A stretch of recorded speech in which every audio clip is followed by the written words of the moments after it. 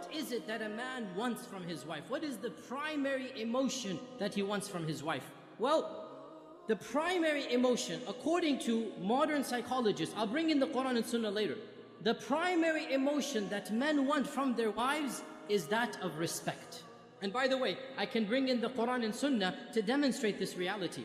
Allah subhanahu wa ta'ala says, الرِّجَالُ قَوَّامُونَ عَلَى النِّسَاءِ, that men are qawwam over women. And qawwam means to be in charge of. This is the literal meaning of the Quran.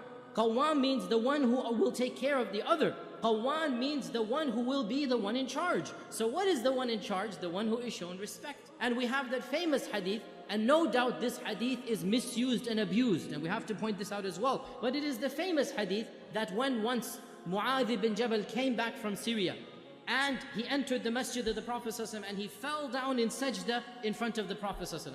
And the Prophet ﷺ said to him, Ya Mu'adh, what are you doing?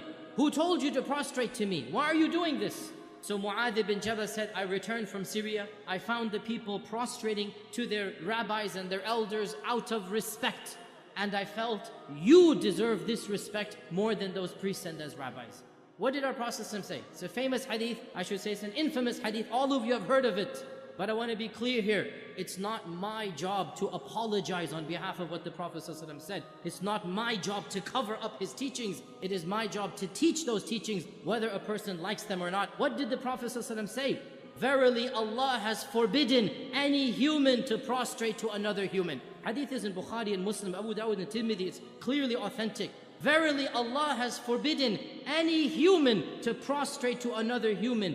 But if he were to have allowed this, if a concession were to have been made, there is no concession. If a concession were to have been made, I would have told the wife to prostrate to her husband out of what the respect and duty she owes to him. Now, what is this prostration? It is the prostration of respect. The prostration of respect. And what does this show? That the wife gives respect to the husband. And what will the husband give back? The husband will give back that love, that cherishing, that nurturing that the wife craves. So the question is, what does it mean for the wife to respect the husband? So what does it mean to show him respect? A few very specific points. Number one, respect his knowledge and his judgment. Wives, respect your husband's knowledge and judgment. When your husband makes a decision, don't double guess him. Don't doubt him. Don't try to make him feel he's not intelligent, he's not qualified to do what he's doing. In other words, don't treat him like a child. Classic example happens all the time. Husband is driving and the wife thinks that this is the wrong way. The wife says, no, you should exit here. You just missed the highway exit. This is where you're supposed to exit from, right? What has just happened here? The husband becomes irritated. I know where I'm going, don't worry. I know it's right ahead, right? What's happened here? Well, the wife has doubted her husband's sense of power, sense of being in charge, sense of responsibility. And what happens here when a husband is challenged, he becomes, what's he going to become when he's challenged? Argumentative. He becomes, immediately he'll retort back, what do you know? You did this, you did that. Now, if he turns out to be wrong and you were right, this leads me to point two. Suppose you were right, that was the exit. Well then, this leads me to point two. Let the husband make his mistakes and learn from his own mistakes. Because when he makes a mistake, he won't be able to get angry at anybody else. But when you make a mistake and you tell your husband to make that mistake, you're never going to hear the end of it, and you all know what I'm talking about. Let the husband make his mistake and let him learn from his mistake. And don't become his mother. Believe me, no man wants to marry a motherly figure. He has his mother, alhamdulillah, for that. He doesn't want his wife to start lecturing him, to start daunting him, like only his mother is allowed to daunt him, right? Mothers have privileges, they don't extend to their daughter-in-laws. So, suppose he did take that wrong turn. Suppose he missed the exit. Guess what? He's never going to miss that exit ever again. He's learned from his mistake.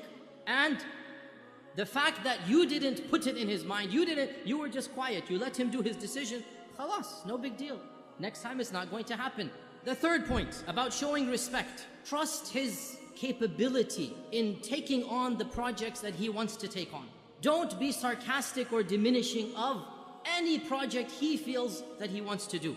So for example, there's a leaky faucet and your husband comes in with the toolbars, the plumbing, the wrench and everything, and you're like, You're gonna fix the leaky faucet? What have you just done? You've taken his ego, and you didn't just take a pin and you took a knife and you thrust it in his heart. Like literally the husband will say, if I can't even take care of a leaky faucet, you don't think I'm capable of this? What do you think I'm capable of? So you let the man foster his ego. Let him. If you think he's self-deluded, let him be self-deluded. He'll love you back in return. And in the end of the day, that's what you want, isn't it, right? You want to be loved and cherished and admired. Let him make a mistake. And I will tell you another thing, sisters, frankly, if your husband does take on a challenge, you will be surprised when 9 times out of 10 he'll actually finish it in a decent manner.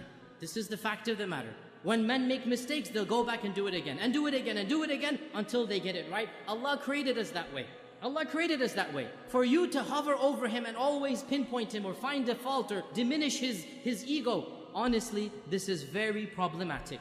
And frankly, it's humiliating and painful for the delicate male ego. The man feels he's the protector.